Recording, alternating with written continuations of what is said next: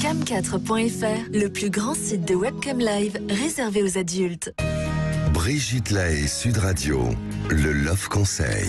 Alors Samuel Comblès, j'ai trouvé cette information assez intéressante sur 4 modes de perception de la vie. C'est un peu jungien d'ailleurs, je crois.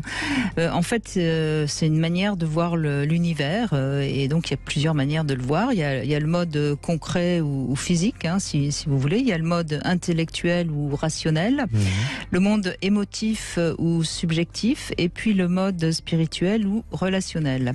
Alors on pourrait dire que les hommes sont plutôt dans l'un des 2 premiers et les femmes dans l'un des 2 derniers. Alors évidemment, c'est encore une fois très stéréotype ça, mais bon, c'est comme ça pour l'instant encore. Peut-être que dans 2000 ans, ce sera plus comme ça. En tout cas, ça montre bien qu'il n'est pas toujours simple de se comprendre, et on pourrait même simplifier à l'extrême. Les hommes seraient dans un mode extérieur et les femmes dans un mode intérieur, pour bien schématiser, pour que tout le monde comprenne bien. Et donc c'est mieux de s'adapter à l'autre, parce que c'est difficile de changer son mode de perception. Je crois même que c'est pas tellement possible. En revanche, c'est possible de comprendre que l'autre ne reçoit pas les choses de la même manière. Alors, donc je vais expliquer, plutôt que de demander à un homme d'entrer dans une perception émotive, il vaut mieux, lorsqu'une femme se confie, d'utiliser la gestuelle, parce que par exemple, si elle se confie en s'appuyant sur son épaule, elle va se sentir forcément plus entendue, et il va se passer quelque chose entre les deux. Il y aura un courant qui passe, voilà, à condition évidemment qu'il n'en profite pas pour lui caresser les fesses. Et de même, un homme ne doit pas attendre trop d'admiration pour un exposé intellectuel qu'il va expliquer à une femme. Il sera plus apprécié s'il l'expose en se tenant plus proche et plus tendrement de sa compagne. Par exemple, en lui tenant la main, c'est une manière de se relier et donc de rentrer dans un mode de perception qui sera un petit peu plus proche de celui de sa compagne. Voilà, je trouve que c'est assez intéressant et c'est assez juste finalement. En tout cas, ça montre qu'il faut être à l'écoute de l'autre et pas forcément que à l'écoute de soi, ce qui est souvent malheureusement dans beaucoup de couples la façon dont les choses se déroulent, et c'est vrai que ça peut être une façon, oui, de pouvoir entrevoir le monde d'une autre façon et de pouvoir s'adapter. C'est intéressant.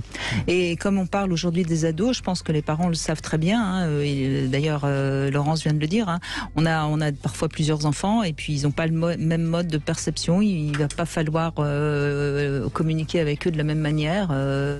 Oui, et puis je pense que quand on est parent, il faut veiller bien évidemment à ses enfants avec l'idée que on a envie qu'ils aillent le mieux possible, et en se détachant aussi beaucoup de l'idée qu'on va être des parents parfaits, parce que d'abord ça n'existe pas et que c'est impossible, et que c'est pas l'idée.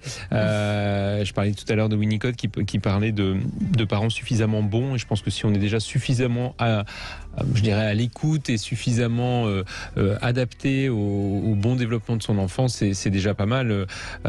Et l'idée, c'est de pouvoir privilégier la communication pour pouvoir de temps en temps rectifier un peu, mais en tout cas vraiment de se dire que être parent, c'est un métier difficile, je trouve de plus en plus d'ailleurs, et que on fait, voilà, on s'adapte en permanence et on fait ce qu'on peut. Mais je crois que vous avez déjà donné 2 infos, mettre un cadre assez clair, le cadre qu'on a envie de mettre en tant que parent. On a le droit de mettre le cadre qu'on veut, et puis ensuite leur rappeler que on sera toujours là quoi qu'il arrive.